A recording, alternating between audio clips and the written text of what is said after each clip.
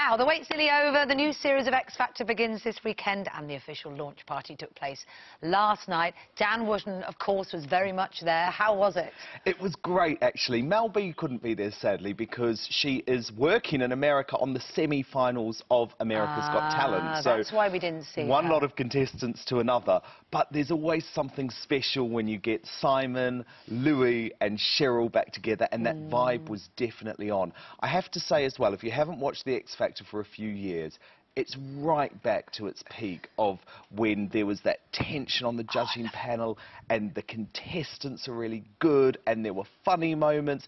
And what's nice as well is Simon's been very clear that this year he wants to move away from the sob stories, bring back some of those outrageous and crazy contestants that we've loved over the years, the likes of Jedward and Rylan and Wagner. And so I think it's going to be a great summer, a great winter, obviously. So as you're saying, the summer is ending.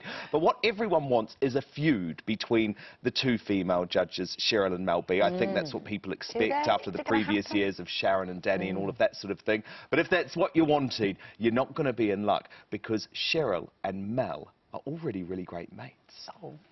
And I now have Mel as an ally, and she's a strong ally. She's girl power, you know. You don't want to mess with her, do you? You don't want to mess with her, but when she's on side, you want her on side. Trust her, she's so much fun. So please tell me the two of you are able to gang up against Louis. Oh, against everyone. It's me and her against the world. I like that. But there's definitely tension between Cheryl and Louis, and I love it. I was trying to stir the pot last night. Really? Because Louis, of course, been there throughout, hasn't he? Yeah, and also suddenly everyone's coming back. Well, yeah, but him and Cheryl have all of the background, because remember, he was the first manager of Girls Aloud. Then they had a monumental falling out. Then when they were judges together again, they slagged each other off all the time. So that's great. Although Louis, actually, he was telling me how much he's loving having Mel working with him. I loved her, but I didn't realize I loved her this much. She's fantastic. She's like Sharon Osbourne, but crazier.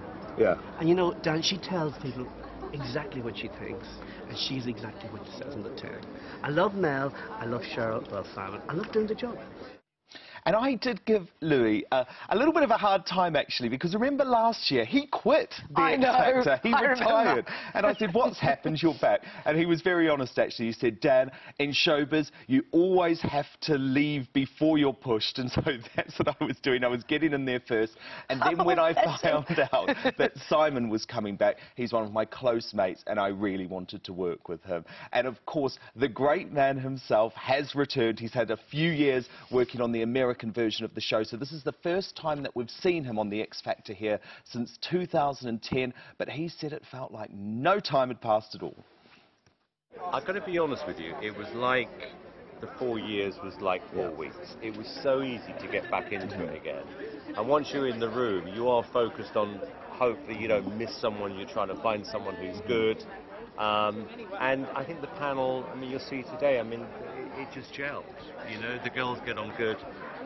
You must have been disappointed about that. Everyone thinks I want these girls to fight. I don't actually want them to get on, but they do. He's hilarious, isn't he? How low is that shirt? It was about 6 buttons open. I could see his belly button when I looked really hard. It's going to be plunging by Christmas. Exciting.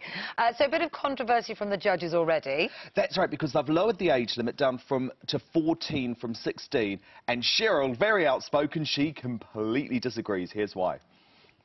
I don't get it. I mean, I think if you're really genuinely talented at 14, you're still going to be really genuinely talented at 16, 17, 18.